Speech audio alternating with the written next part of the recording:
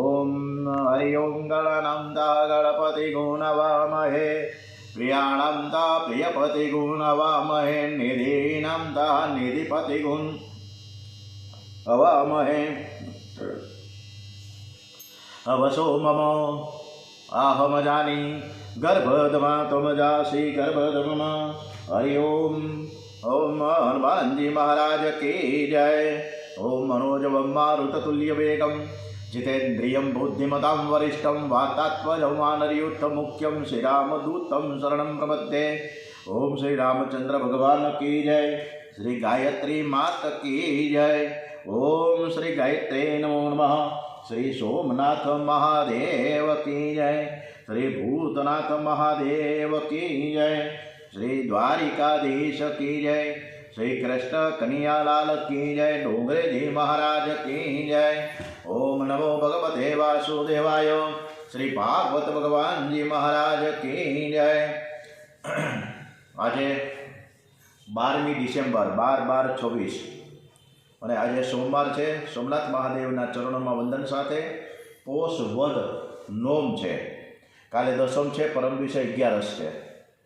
श्री कृष्ण कन्हैयालाल की जय। ओम नमो भगवते वासुदेवाय। श्री राम जय राम जय जय राम। वरुणदेवनो पराभव। श्री कृष्ण गोविंद हरे मुरारे। हे नाथ नारायण वासुदेव। एक बार नंद बाबा मध्यरात्रिना समय अजाणता यमुनाजीमां स्नान करवा गया। त्या जनना देव वरुणना सेवको त्या हाजर था। तेओ नंद बाबा ने पकड़ीने वरुणदेव पासे लई आव्या। श्री कृष्ण भगवान ने खबर पड़ता ते वरुणलोक में पधार्या छे। वरुणदेवे श्री कृष्ण की पूजा करी, नंद बाबा की क्षमा मांगी। मारा सेवको भूलथी तेने पकड़ीने लईने आव्या। श्री कृष्ण नंद बाबा ने भूलोक में लई आव्या छे। आम ब्रह्मा इंद्र वरुण वगैरह देवों श्री कृष्ण भगवान ने पराभव कर्यो छे। श्री कृष्ण देवोना देव एवा परमात्मा छे। हवे एक समये व्रजनी केटलीक कुमारिकाओ यमुनाना किनारे पोताना वस्त्रोने मूकीने नग्न रीते यमुनाजीना पाणीमां स्नान करी रही छे। ए समये कन्याओ त्यां आवी पहोंच्यो। ए व्रजनी कुमारिकाओने नग्न स्नान करता जोई तेना किनारा पर पड़ेल वस्त्र लई नजीकना कदंबना झाड़ पर चढ़ी जाय छे। पछी कुमारिकाओने कहे के नदीना पाणीमां नग्न नाहीने तमे जળના દેવતાનો अपराध कर्यो छे। एटले तमे बे हाथ जोड़ी जળદેવને नमस्कार कर्या पछी तमारा वस्त्रो અહીં આવીને લઈ જાઓ। ચીરહરણ એ રાસ લીલાની પૂર્વ તૈયારી છે। મૃત્યુના આવરણનું નષ્ટ થઈ જવું એ ચીરહરણ લીલા છે અને આત્મામાં રમણ મિલન થાય એ રાસ છે। એટલે તો ચીરહરણ લીલા પછી રાસ લીલા આવે છે। ચીરહરણ ન થાય ત્યાં સુધી રાસ લીલા થાય નહીં। જેમ શરીરને વસ્ત્ર ઢાંકે છે એમ પરમાત્માને વાસના ઢાંકી રાખે છે। વાસના રૂપી પડદો દૂર થાય ત્યાં સુધી જીવ અને શિવનું મિલન થતું નથી। રાસલીલામાં સ્ત્રી અને પુરુષના મિલનની કથા નથી। ગોપી સ્ત્રી નથી અને શ્રીકૃષ્ણ એ કોઈ પુરુષ નથી। श्रीकृष्ण पूर्ण पुरुषोत्तम परमात्मा है। गोपी शुद्ध जीव है ने रासलीला ए शुद्ध जीव और परमात्मा मिलन की कथा आज भागवत फल है। रासलीला की कथा गंगा किनारे थी। कथा करनार सुखदेव जी महाराज है। केड़े कंदोरो नहीं तो पछी लंगोटी तो क्यांथी होय। जेने आखू जगत ब्रह्म रूपे ज भाषे छे तेना माटे ज्ञाननी छेल्ली कक्षामां पहोंच्या पछी कहीं बाकी रहतुं ज नथी। आवा सुखदेवजी महाराज रासलीलानी कथा करवा जई रह्या छे। पण महाराजने आ कथा कहता थोड़ो संकोच थाय छे। समाजमां रासलीलानी कथाना केटलाक अधिकारी छे ज्यारे केटलाक अनअधिकारी छे। जे अनअधिकारी हशे तेना लीलामां काम देखाशे। अते सुखदेवजी विचार करे के कथा कहूं के न कहूं। आ रासलीलाનું तत्व गूढ़ है। श्री राधाजीनी कृपा वगर रासનું महत्व समझવું मुश्केल है। श्री राधाजी सुखदेवजीना गुरु है। श्री राधाजीए सुखदेवजीने ब्रह्म संबंध कराव्यो छे। सुखदेवजी अगाऊना जन्ममां पोपट हता। પોપટ અખંડ રાધાજીનું નામનું ધૂન કીર્તન કર્યા કરે. રાધાજીને દયાવી એક દિવસ રાધાજી ત્યાં પધારે છે. મારા નામનું કોણ જપ કરે છે? ત્યાં તો પોપટ ઉપર દ્રષ્ટિ પડી. પોપટ જપ કરે છે. રાધાજી તે પોપટને બોલાવીને પોતાની હથેળી ઉપર રાખીને કહે, હે વત્સ, રાધા રાધા રાધા તું રટણ કરશ તો, પરંતુ તું એ રટણ ન કર, પણ કૃષ્ણ કૃષ્ણ બોલ. રાધાજી પોપટને આ પ્રમાણે મંત્ર દીક્ષા આપે છે. અને એ વખતે જ શ્રી કૃષ્ણ ત્યાં પધારે છે.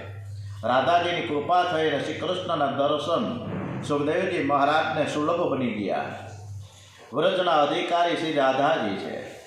રાધાજી આદ્ય શક્તિ છે, શયનજિકા શક્તિ છે, આહલાદિકા શક્તિ છે. જગતના વિખરતા પડેલા જીવોને શ્રી કૃષ્ણની સાથે મિલન કરાવી આવી શક્તિ એવા રાધાજી વૃંદાવનમાં મહાત્માઓ રાધે રાધેનો જપ કરે છે. અત્યારે આપણે વૃંદાવનમાં ફોન કરીએ એટલે ત્યાંથી સીધો જય શ્રી કૃષ્ણ ન થાય, રાધે રાધે, રાધે રાધે પ્રભુજી, રાધે રાધે પ્રભુજી, આમ શબ્દનું ઉચ્ચારણ થાય. રાધાજીની કૃપા થાય તો તે જીવને ભગવાનના દર્શન કરાવે. રાધાજી કૃપા કરે છે ત્યારે જીવને પ્રભુ પાસે લઈ જાય છે. આમ સુખદેવજી પૂર્વજન્મમાં પોપટ હતા, માટે ભાગવતમાં સુખદેવજી વાચને બદલે શ્રી શુક ઉવાચ એમ લખ્યું છે. શ્રી શબ્દનો અર્થ થાય છે રાધા. શ્રી શુક એ ગુરુ શિષ્યનું નામ છે. ભાગવતમાં કોઈના નામ સાથે શ્રી વિશેષણ લખવામાં આવતું નથી. બ્રહ્મા ઉવાચો, સનત કુમાર ઉવાચો, વ્યાસ ઉવાચ એમ લખ્યું છે. વ્યાસજીના નામ સાથે પણ શ્રી વિશેષણ વાપરવામાં આવ્યું નથી. ફક્ત સુખદેવજી અને ભગવાનને શ્રી વિશેષણ આપવામાં આવ્યું છે. સુખદેવજી સમાજ રાધાજીના કૃપા પાત્ર છે, તેમને શ્રી વિશેષણ આપવામાં આવ્યું છે. પરમાત્મા રાધાજીના અધીશ્વર છે, એટલે પરમાત્માની સાથે શ્રી વિશેષણ વાપરવામાં આવ્યું છે. દીવામાં તેલ ન રહે તો જેમ દીવો શાંત થઈ જાય, એ મનમાં કોઈ પણ પ્રકારની વાસના ન રહે તો મન શાંત થઈ જાય છે. મન વાસનાથી જીવે છે, સંકલ્પ વિના મન જીવે નહીં. જ્યારે મન સંકલ્પ રહિત બને તો પરમાત્મામાં ભળી જાય છે. સૂક્ષ્મ શરીરનો વિનાશ થયા પછી ગોપી ભાવ જાગે છે. શ્રાવણ માસમાં એક વખત દુર્વાસા ગોકુળમાં આવ્યા છે, અને તેથી રાસમાં આવતા શ્રી કૃષ્ણને વિલંબ થાય છે. ગોપીઓ શ્રી કૃષ્ણને વિલંબ થવાનું કારણ પૂછતા શ્રી કૃષ્ણ કહે કે મારા ગુરુ આવ્યા છે, હું તેમના દર્શન કરવા ગયો હતો, તેથી અહીં આવવામાં વિલંબ થયો છે. ગોપીઓ પૂછે કે તમારા ગુરુ? કૃષ્ણ કહે હા, મારા પણ ગુરુ છે. દુર્વાસા ઋષિ છે, મારા બ્રહ્મ વિદ્યાના ગુરુ છે. ગોપીઓને થયો ભગવાનના ગુરુ કેવા મહાન હશે, આપણે કૃષ્ણના ગુરુને જમાડીશું. ગોપીઓ કહ્યું કે તમારા ગુરુને મારે જમાડવા છે. શ્રી કૃષ્ણ કહે મારા ગુરુ જમતા નથી, પણ તમારો શુદ્ધ પ્રેમ હશે તો તે આરોગ્ય છે. ગોપીઓ અનેક પ્રકારની ભોજન સામગ્રી બનાવી. દુર્વાસા ઋષિ યમુનાજીના સામે કિનારે રહે છે. એ સમયે યમુનાજીમાં પૂર આવ્યું હતું, અને તેથી ગોપીઓ વિચાર કે સામે પાર કેવી રીતે રહેવું. શ્રી કૃષ્ણને તેની જાણ થતાં તેઓ કહે તમે યમુનાજીના કિનારેને કહેજો કે શ્રી કૃષ્ણ બાલ બ્રહ્મચારી હોય તો રસ્તો આપો.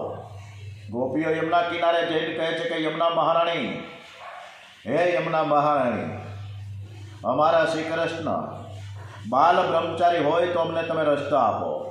એટલે યમુનાજીએ રસ્તો આપ્યો છે. ગોપીઓ દુર્વાસાજીના આશ્રમમાં આવીને પહોંચ્યા. મહારાજ આ સામગ્રી આપને માટે લેવા, તે આરોગો.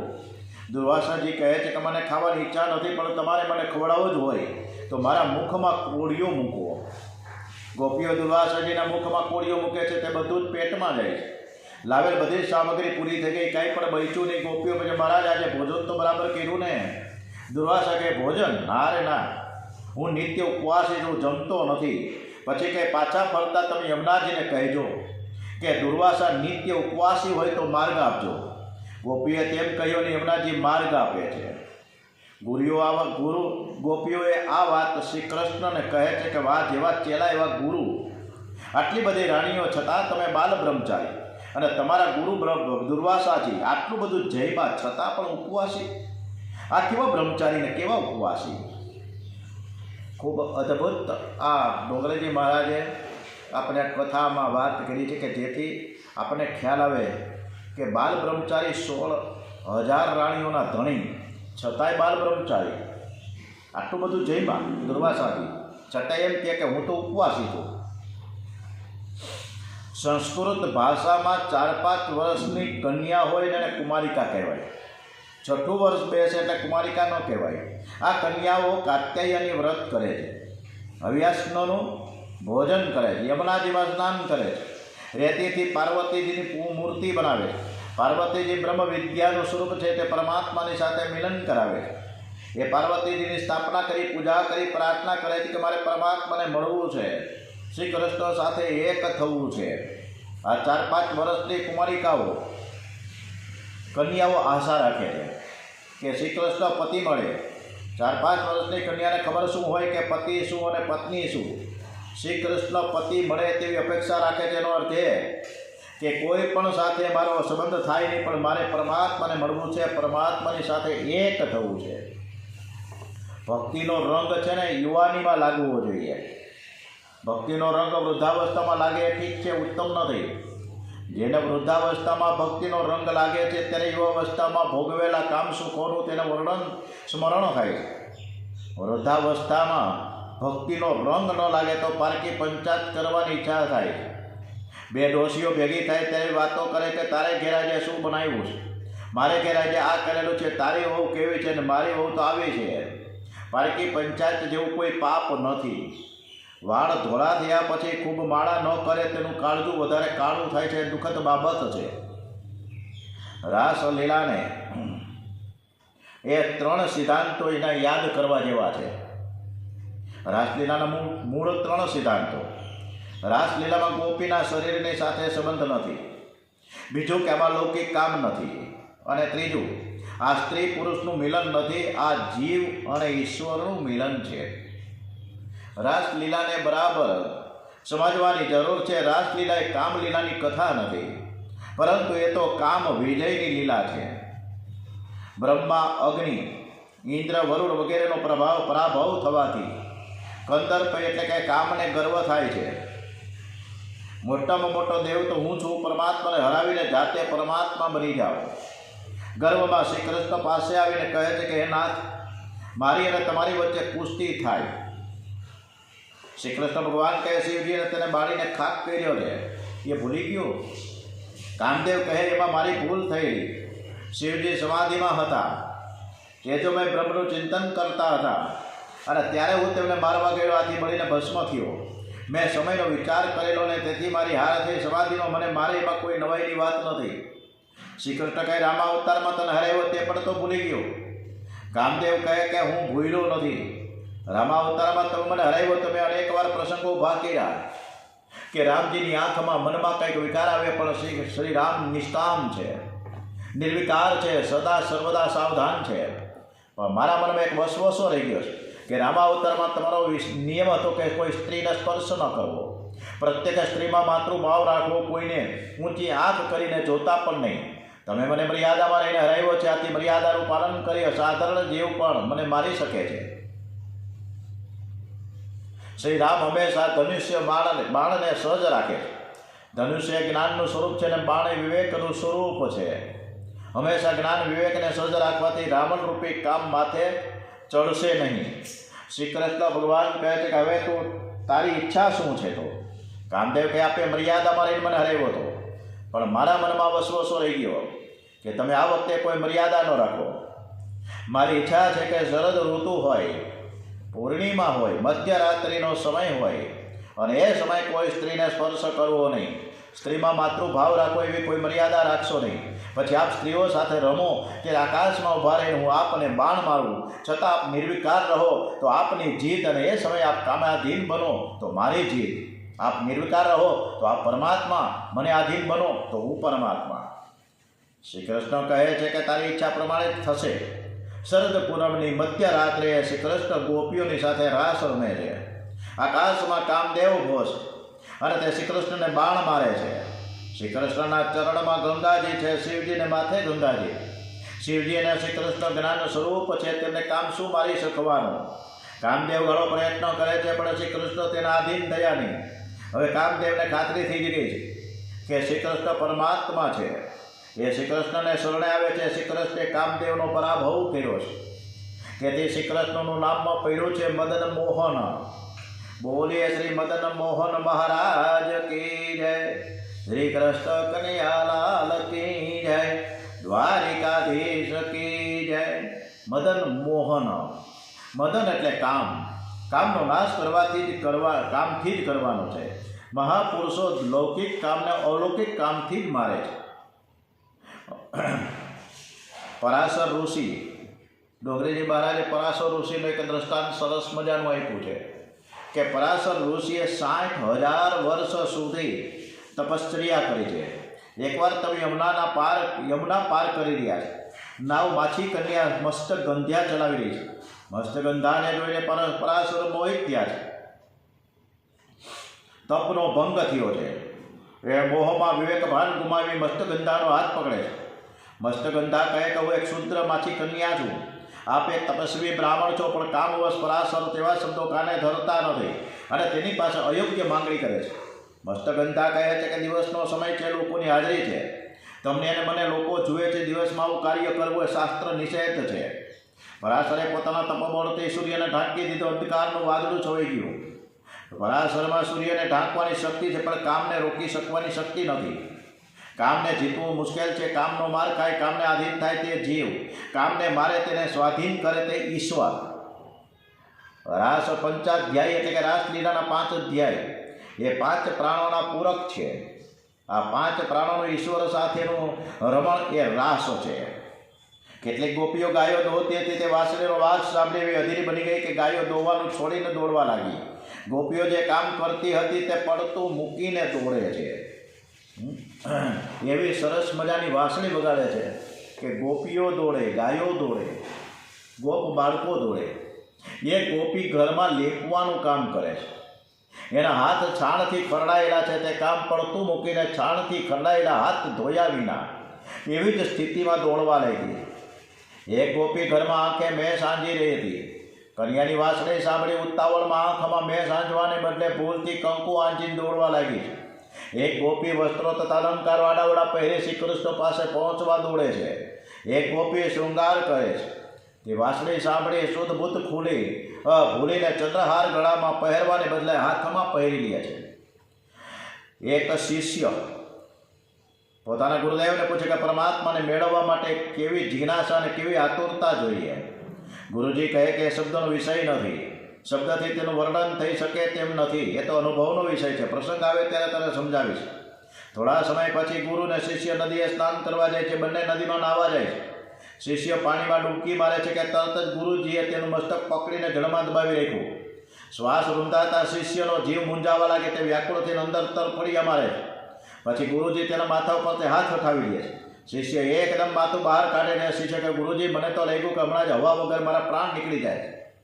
ગુરુજી કહે બસ, હવા માટે જેવો તું તરફડતો હતો, શ્વાસ માટે જે તરફડતો હતો તું, એવી રીતે પરમાત્મા માટે તું જ્યારે જીવ તરફડે ત્યારે પ્રભુ મળે છે. આવી વ્યાકુળતા વગર પરમાત્મા મળતા નથી. તુમ દેખ્યા બિન કલ ન પડત, હે તડપ તડપ જીવ જાસી.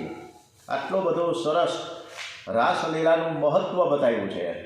આ સાધારણ જીવની કથા નથી, આ દેહભાન ભૂલેલી સ્ત્રીની કથા છે. ગોપીઓને સગા સંબંધીઓ અટકાવે પણ તે અટકતી નથી, કારણ કે અટકવાનો વિચાર કરનાર મન એમની પાસે છે જ નહીં. એમનું મન મનમોહને હરી લીધું છે.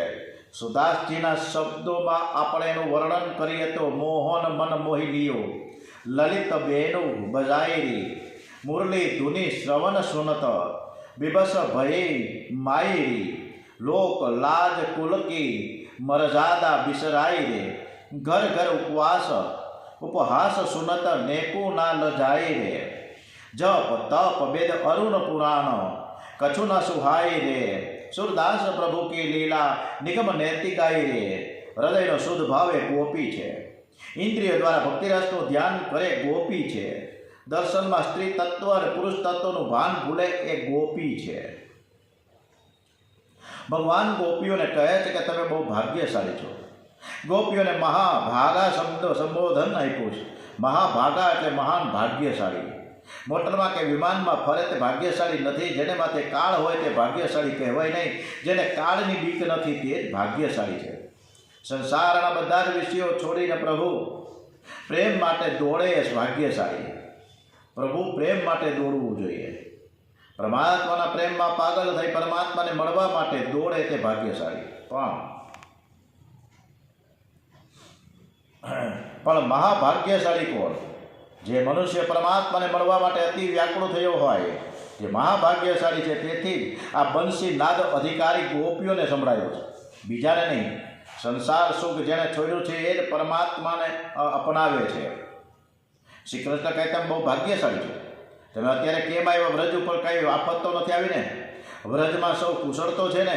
રાત્રિના સમયે ઘોર જંગલમાં સ્ત્રીઓએ ન રહેવું જોઈએ. આ રણિયામણી રાત્રિ છે. તમે વૃંદાવનની શોભા તો જુઓ અને પછી તમે ઘેર જાઓ.